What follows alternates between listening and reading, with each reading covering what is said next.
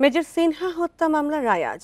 হত্যা death reference এবং দণ্ডের বিরুদ্ধে আসামিদের আপিল শুনানি শেষে রায় ঘোষণা করবেন বিচারপতি মোহাম্মদ মুস্তাফিজুর রহমান ও বিচারপতি মোহাম্মদ সগীর হোসেনের সমন্বয়ে গঠিত হাইকোর্ট বেঞ্চ।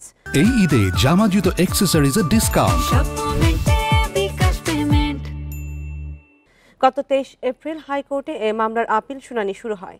2020 সালের 31 জুলাই রাতে টেকনাফ মেইন ড্রাইভ সড়কের শামলাপুর চেকপোস্টে পুলিশের গুলিতে নিহত হন মেজর সিনহা মোহাম্মদ রাশেদ খান।